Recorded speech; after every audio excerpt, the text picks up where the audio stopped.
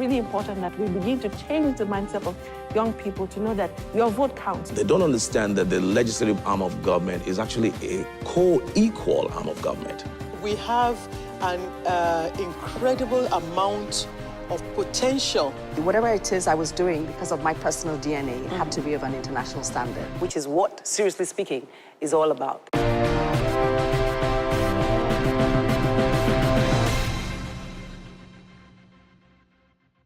Welcome. On the show today, we're going to be talking, it's Independence Day, so I should probably start by saying Happy Independence Day. For some, there's no reason to celebrate. People are always griping and complaining. Nigeria is still crawling, even though she's 57 and things like that. But the reason I'm doing this show today, and I'm not going into politics or whatever, I decided to choose a man who's written a book that is asking certain questions that we should be asking ourselves. Are we in some ways responsible for the problems that we have? Are we? Whether it's you in the leadership or you in the followership. Are we thinking, even in our families, are we thinking about succession? The problem with succession remains a fundamental factor. I'll return in a moment with my guest. It's mystery for now, but I do know that he's very knowledgeable in this area because he's worked in a ministry that is responsible for forming souls and bodies for development of the nation. I'll be right back in a short while.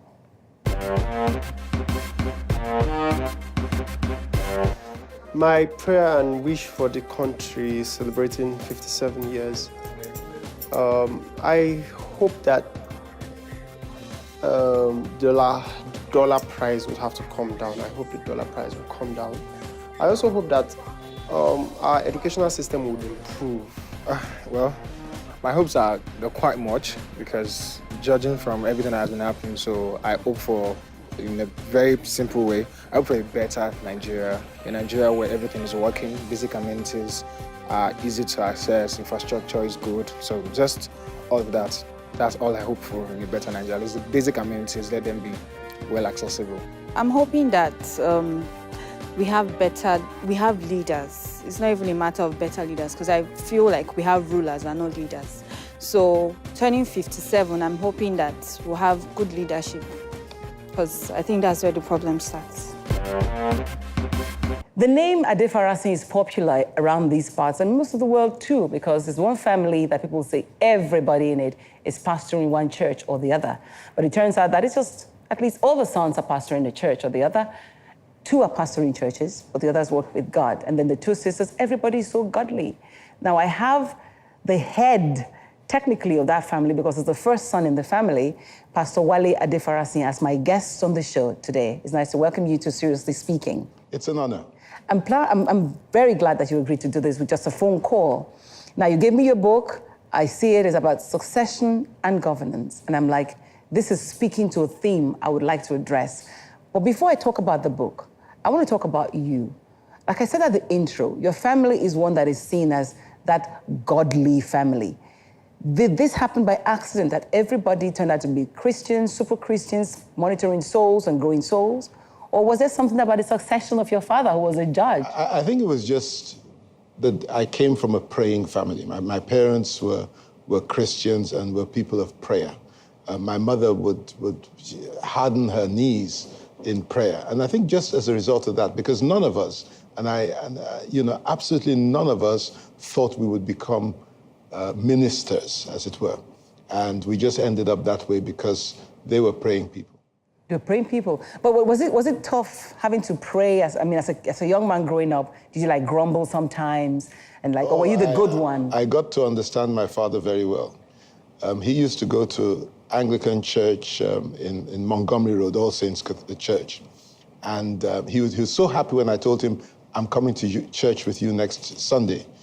He didn't realize that the Queen's College girls went to that church. So that was why I went to church. Mm-hmm. So yes, I wasn't really serious about Christianity, not until much later in life. Going through this process, because it's important how you raise your kids, because I find that your church in particular is very particular about the family. I mean, your style of preaching with your TV show that you call Heart of the Matter, you're talking to things, about the family. So what's your interest in the family? Well, I describe the family thus. It is at the epicenter of God's redemptive plan for mankind. everything that God will do centers around family. Now, in the family, if a child has not been taught its values by the time it's 10 years old, its character is generally formed.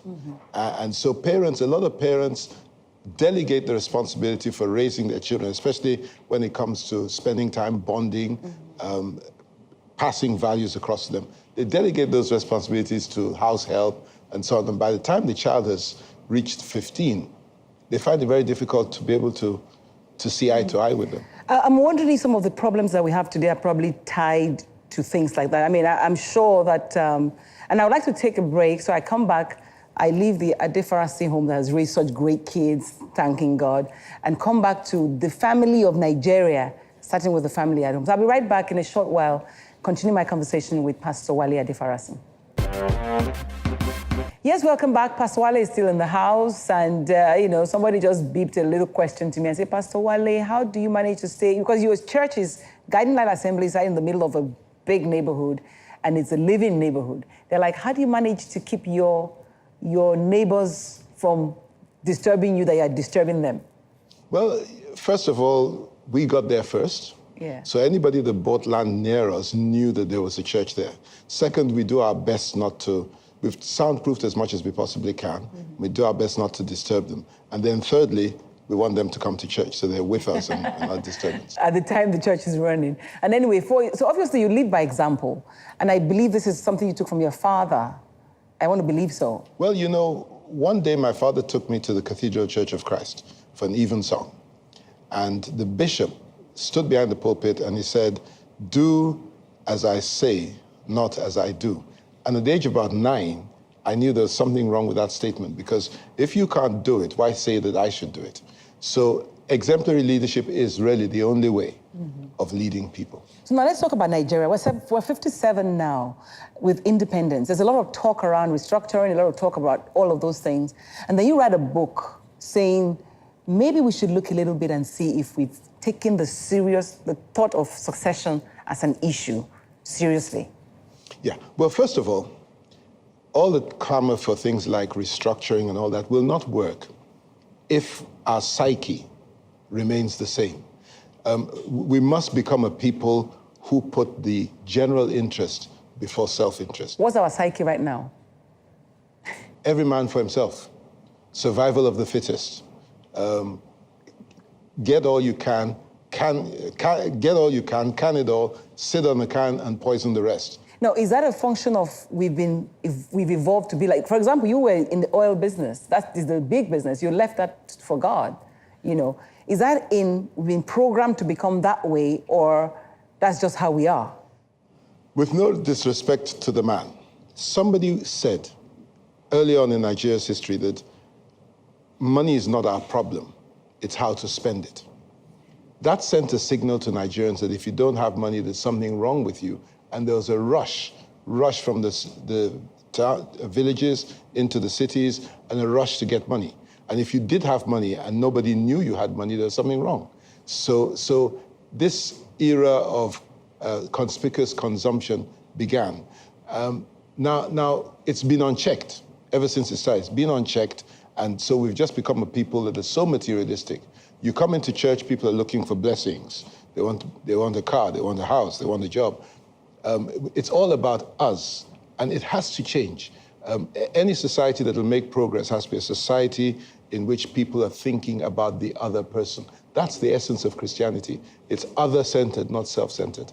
Okay, if that's the case, then some people say pastors are even as guilty as the ordinary people. They lead larger-than-life lives, and then they promise prosperity, asking if you come here, you become this, you become that. So some say religion might be the reason that Nigeria is still the way it is today. I won't dispute that.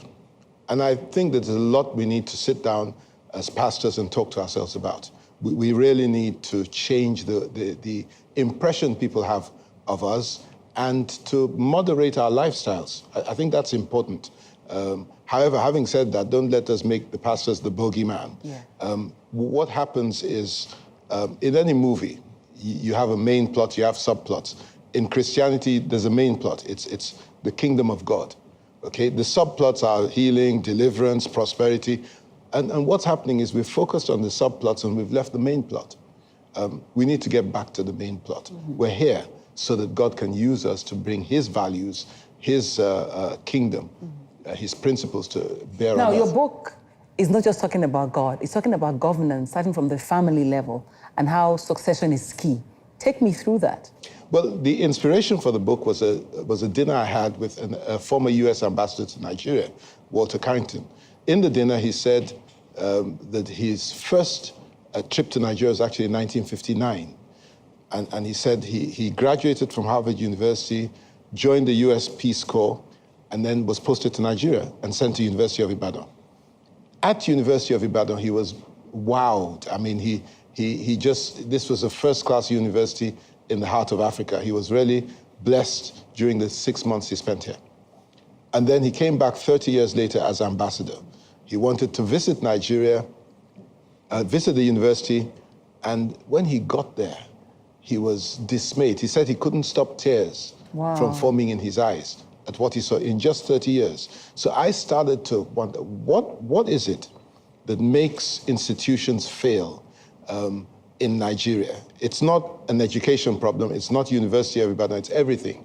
You hardly have people who've started businesses that survive more than, say, 50 years. You don't have practices, law practices, medical practices that last much beyond the founder.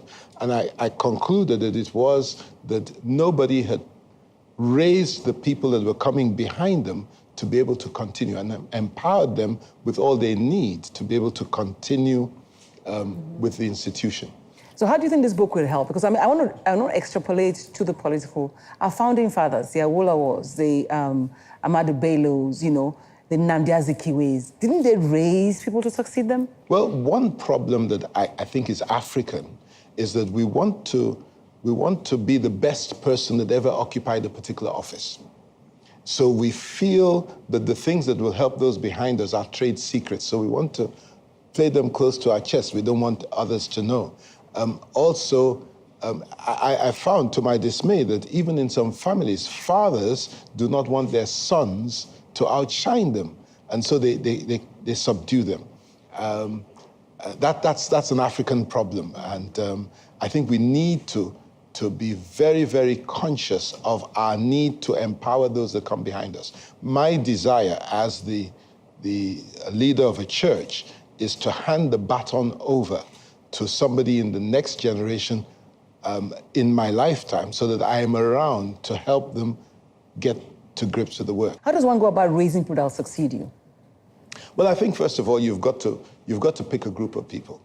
You've got to spend time with them, valuable time, bond with them, get them to know who you are. You've got to be open with them. Let them see you, warts and all, so that you're not presenting a perfect image. You've got to be open. They have got to learn to be open with you so you can see the flaws in their character as well. And you can speak into those things and so on. What do you think about the call for restructuring of Nigeria, where Nigeria is not what it should be? They said we haven't been given a Nigeria that can work. That's why we have a problem that we have. I think if we restructure, we will end up valuing one another better in the long run. In other words, restructuring is a good thing. I think so. What should the solution really be, therefore? Well, I think it's in the family. You see... In the family that is hungry, that doesn't have anything?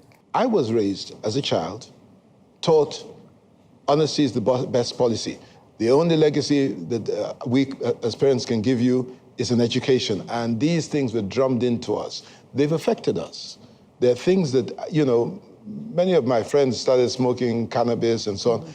The fear of my father would never let me get near any of those things. So I think what we do in the family is going to determine.